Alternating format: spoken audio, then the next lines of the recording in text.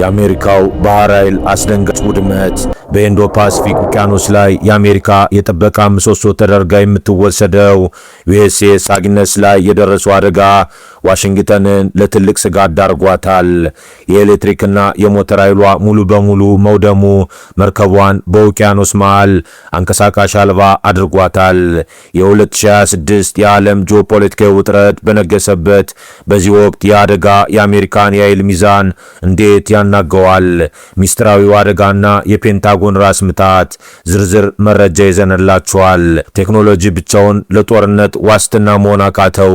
ዋሽንግተን በኢራን ላይ ድል ማግኘቷን ብታውጅም ከጀርባ ግን የ2.8 ቢሊዮን ዶላር የጦር መሳሪያ ኪሳራ ማስተናገዷ ተረጋግጧል። 700 ሚሊዮን ዶላር የሚያወጣው የራዳር አውሮፕላን E3 AWACS በኢራን ሚሳኤሎች ሲጋይ ዋይት ሃውስ የሳተላይት ምስሎችን ለምን ደበቀ? ከአፍጋኒስታን የከፋ ስትራቴጂካዊ ውድቀት እየመጣ ይሆን? እውነታውን አብረን ፈትሽ። ዓለምን ሊያናጋ የሚችል የ45 ደቂቃ ሚስጥራዊ ስብሰባ በዋይት ሃውስ ተካሂዷል። የአሜሪካ ከፍተኛ ወታደራዊ መሪዎች ለፕሬዝዳንት ትራምፕ ያቀረቡት አዲሱ የጥቃት እቅድ ምንድነው? ከኢኮኖሚ ማዕቀብ ወደ ቀጥተኛ ሚሳኤል ድብደባ የተሸጋገረው የአሜሪካ አቋምና የሆርሙዞች መስጋት፣ ጦርነቱ ዛሬ ወይስ ነገ ይጀምራል? የአክሲዮስን አስደንጋጭ መረጃ ይዘን ቀርበናል። አሜሪካ በድርድር ስም ልትዋጋን ነው። የኢራኑ ፕሬዝዳንት መሱድ ፔዜሽካን ያቀረቡት ክስ ዓለምን አስገርሟል። በኒውክሌር ድርድር ጥላ ስር የሚካሄደው ጥቃት ወዴት ያመራል? ትራምፕ የኢራንን የኒውክሌር ህልም ለአንዴና ለመጨረሻ ጊዜ ለማክሰም የቆረጡ ይመስላል። ሰላም ጤና ይስጥልኝ። የእነዚህን አበይት ጉዳዮች ዝርዝር መረጃ አሁን ይዘንላችሁ ቀርበናል። እስከ ፍጻሜው ድረስ ላይክ፣ ሼር፣ ሰብስክራይብ ያደረጋችሁ ሐሳብ አስተያየታችሁን እየሰጣችሁ አብራችሁን ቆዩ። በኢንዶ ፓሲፊክ ቀጠና ውስጥ የዩናይትድ ስቴትስ የባህር ኃይል ወታደራዊ እንቅስቃሴ ዋነኛ ምሰሶ ተደርጋ የምትታሰበው ዩኤስኤስ አግነስ የተባለችው የሚሳኤል አውዳሚ መርከብ ላይ የደረሰው የድንገተኛ እሳት አደጋ ዋሽንግተን በቀጠናው ባላት የስትራቴጂክ ዝግጅት ላይ ከፍተኛ ጥያቄዎችን የሚያስነሳ ሆኗል። እንደ ሲቢኤስ ዘገባ ከሆነ ይህ አደጋ በመርከቧ የኤሌክትሪክ ስርጭትና የሞተር ኃይል ላይ በደረሰው ከፍተኛ ጉዳት ሳቢያ መርከቧ ሙሉ በሙሉ ከጥቅም ውጭ አድርጓታል። ምንም እንኳን የሰው ሕይወት አለመጥፋቱ እንደ ትልቅ ስኬት ቢታይም መርከቧ ባለችበት የውቅያኖስ ክፍል ላይ መንቀሳቀስ ተስኗት መቆየቷ ለወታደራዊ ደህንነት ስጋት የሚፈጥር ነው። ከቴክኒክ አኳያ እንዲህ ያለ አደጋ በአንድ የጦር መርከብ ላይ ሲከሰት ጉዳቱ ከቀላል የቁሳቁስ መውደም ባለፈ መርከቧ የምትሸከማቸውን ዘመናዊ የራዳርና የመከላከያ ዘዴዎች እንዳይሰሩ ያደርጋቸዋል። ይህ ደግሞ መርከቧን ለጠላት ጥቃት ተጋላጭ ከማድረጉም በላይ የአሜሪካ ባህር ኃይል በኢንዶ ፓሲፊክ ውቅያኖስ ላይ ያለውን የተደራጀ የኃይል ሚዛን ያናጋል። በተለይም በ2026 በዓለም አቀፍ ደረጃ በዩክሬን በመካከለኛው ምስራቅና በታይዋን የባህር ሰርጥ ዙሪያ ያለው ወታደራዊ ውጥረት አይሎ ባለበት በዚህ ወቅት የጦር መርከብ ከጦር ሜዳ ውጭ መሆን ለፔንታጎን ትልቅ ራስ ምታት ሆኗል። አደጋው የተከሰተበት ትክክለኛ ቦታ በሚስጥር መያዙና የጉዳቱ መጠን በውል አለመታወቁ የባህር ኃይሉ ሁኔታውን ለመቆጣጠርና ተገቢውን የጥገና ድጋፍ ለማቅረብ ያለበትን ጫና ያሳያል። መርከቧ በመጨረሻ የታየችው በሲንጋፖር ወደብ መሆኑ ስንመለከት አደጋው የተከሰተው በደቡብ ቻይና ባህር ወይም በህንድ ውቅያኖስ አካባቢ ሊሆን እንደሚችል ይገመታል። ይህ ቀጠና ደግሞ የንግድ መርከቦች በብዛት የሚንቀሳቀሱበትና የጂኦፖለቲካ ፍጥጫ የበረታበት በመሆኑ የዩኤስኤስ አግነስ መውደም በክልሉ ለሚገኙ የአሜሪካ አጋሮችም ሆነ ተቀናቃኞች የሚሰጠው መልእክት ከባድ ነው። በመሆኑም መጪዎቹ ሳምንታት መርከቧ በምን ያህል ፍጥነት ተጠግና ወደ ስራ ትመለሳለች የሚለው ጉዳይ የአሜሪካን የባህር ላይ ጥንካሬ ዳግም የሚፈትን ይሆናል። በመካከለኛው ምስራቅ የተቀሰቀሰው ግጭት በታሪክ ታይቶ በማይታወቅ መልኩ የአሜሪካን ወታደራዊ የበላይነትና የፋይናንስ አቅም እየተፈታተነ ይገኛል። የስትራቴጂክና ዓለም አቀፍ ጥናቶች ማዕከል CSIS በቅርቡ ይፋ ያደረገው መረጃ እንደሚያመለክተው ዋሽንግተን በኢራን ላይ ወታደራዊ ድል ማግኘቷን ብታውጅም ግን እስከ 2.8 ቢሊዮን ዶላር የሚገመት የጦር መሳሪያ ኪሳራ አስተናግዳለች።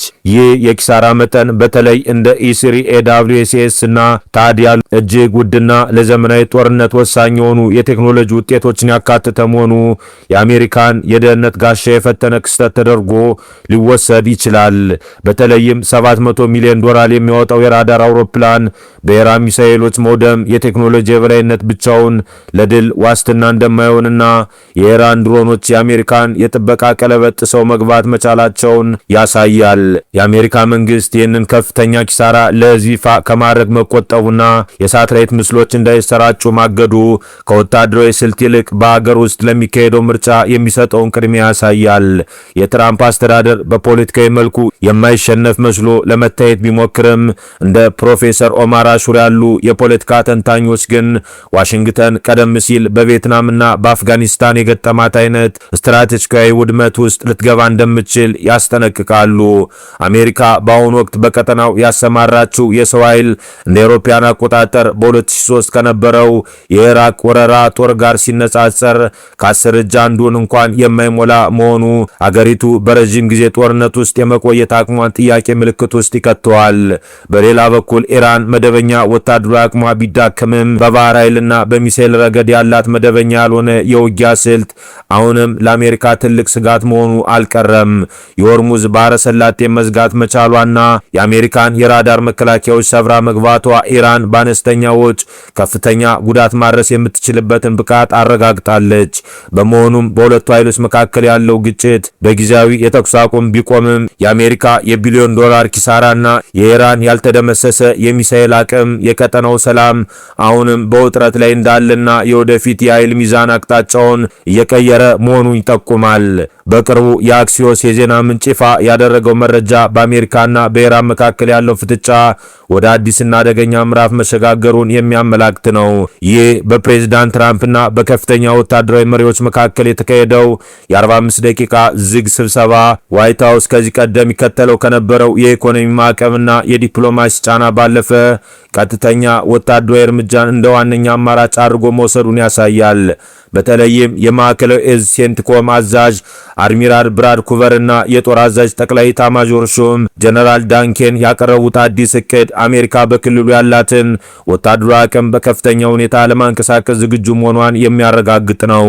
ይህ የስትራቴጂ ለውጥ የመጣው ኢራን የኒውክሌር መርሃ ግብሯን በከፍተኛ ፍጥነት እያሳደገች ባለችበትና በመካከለኛው ምስራቅ ባሉ የጥቅም ቀጠናዎች ላይ ግጭቶች የተበራከቱ በመጡበት ወቅት መሆኑ ጉዳዩን ይበልጥ አሳሳቢ አድርገዋል። እንደ ዘገባው ከሆነ የቀረቡት እቅዶች በኢራን ወታደራዊ ተቋማትና ስትራቴጂካዊ ቦታዎች ላይ ያነጣጠሩ ጥቃቶችን ያካተቱ ናቸው። ይህም ፕሬዚዳንት ትራምፕ ለኢራን መንግስት ያላቸውን ከፍተኛ ተጽዕኖ የማሳደር ፖሊሲ ከንግግር ወደ ተግባር ለመለወጥ መወሰናቸውን ሊጠቁም ይችላል።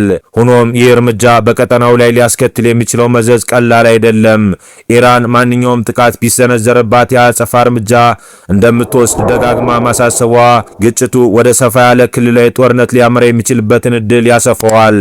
ከዚህም በተጨማሪ ይህ ወታደራዊ ዝግጅት በዓለም አቀፍ የነዳጅ ገበያና በባህር ላይ ንግድ እንቅስቃሴ ላይ ከፍተኛ ስጋት መደቀኑ አይቀሬ ነው።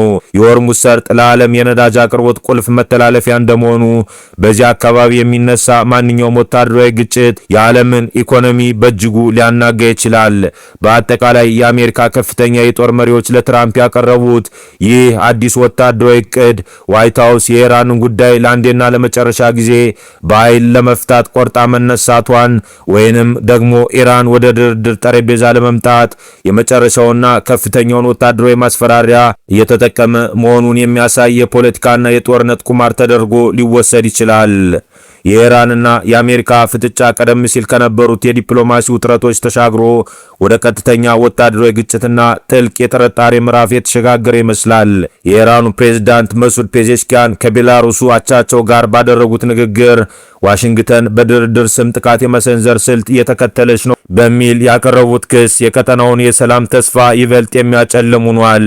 ይህ እምነት ማጣት የመነጨው ባለፉት 10 ወራት ውስጥ ማለትም በሰኔ 2025 እና በየካቲት 2026 በኒውክሌር መርሃ ግብሩ ዙሪያ ድርድሮች የተካሄዱ ባሉበት ወቅት አሜሪካና እስራኤል በኢራን ላይ የፈጸሟቸውን ጥቃቶች ተከትሎ በመሆኑ ኢራን አሁን የምታረጋቸው ማናቸውም የዲፕሎማሲ እንቅስቃሴዎች ከከፍተኛ ጥንቃቄና ከወታደራዊ ዝግጁነት ጋር የተቆራኙ መሆናቸውን ያሳያል። በተለይም የዶናልድ ትራምፕ አስተዳደር የኢራንን የዩራኒየም ክምችት በማንኛውም መንገድ ለመቆጣጠር የያዘው ጽኑ አቋምና የሴንትኮም አዛዥ ለፕሬዝዳንቱ ያቀረቡት የመጨረሻ ድብደባ የተሰኘው ወታደራዊ አማራጭ ጉዳዩ ከኒውክሌር ቁጥጥር ባለፈ የኢራንን መንግስት ወታደራዊ አቅም ሙሉ በሙሉ ወደ ማውደም እያመራ መሆኑን ይጠቁማል። ኢራን በበኩሏ የዓለምን የነዳጅ ንግድ 20 በመቶ የሚያልፍበትን የሆርሙዝ ወሽመጥን እንደ መደራደሪያ ካርድ እየተጠቀመችበት ትገኛለች። ቴህራን የሆርሙዝ ወሽመጥን የመክፈት ፍላጎት ብታሳይም የኒውክሌር ጉዳይ ግን ለሌላ ጊዜ እንዲተላለፍ ያቀረበችው ጥያቄ በትራምፕ በኩል ውድቅ መደረጉ አሜሪካውን የምትፈልገው ከፊል ስምምነት ሳይሆን የኢራንን የኒውክሌር ህልም ሙሉ በሙሉ የሚያከስም ስምምነት መሆኑን ያሳያል። ይህ የኃይል ሚዛን ፍጥጫ በፓኪስታን አደራዳሪነት የተጀመረውን የተኩስ አቁም ሂደት እጅግ ደካማ እንዲሆን አድርጎታል። ፕሬዝዳንት ትራምፕ የተኩስ አቁሙን ያለ ገደብ ማራዘማቸው ለጊዜው መጠነ ሰፊ ጦርነትን ቢያዘገየውም በኢስታንቡልና በኢስላማባድ የተደረጉ ንግግሮች ፍሬ አለማፍራታቸው ግጭቱ በማንኛውም ሰዓት ዳግም ሊቀሰቀስ እንደሚችል አመላካች ነው። በአጠቃላይ አሁን ያለው ሁኔታ ድርድር በጥቃት ጥላ ስር የሚካሄድበት ወቅት በመሆኑ የቀጠናው ሀገራትና የዓለም ኢኮኖሚ በሆርሙዝ ወሽመጥ መዘጋትና በነዳጅ ዋጋ መናር ስጋት ውስጥ ናቸው። የኢራን ሙሉ በሙሉ እምነት ማጣትና የአሜሪካ የመጨረሻ እርምጃ ዝግጅት መከታተማቸው መካከለኛው ምስራቅ ወደማይመለስበት መጠነ ሰፊ ቀውስ አፋፍ ላይ መቆሙን ያረጋግጣል። ለዛሬ ያዝንላችሁ ዓለም አቀፍ መረጃዎች እነዚህን ይመስሉ ነበር። ቪዲዮውን ላይክ ማድረጋችሁና ለሌሎች እንዲደርስ ሼር ማድረጋችሁን አትርሱ። አዳዲስና ወቅታዊ መረጃዎች በፍጥነት እንዲደርሷችሁ ደግሞ ቻናላችንን ሰብስክራይብ በማድረግ የደወል ምልክቷን ይጫኑ። በቀጣይ መረጃ እስከምንገናኝ ድረስ ሰላም ቆዩ።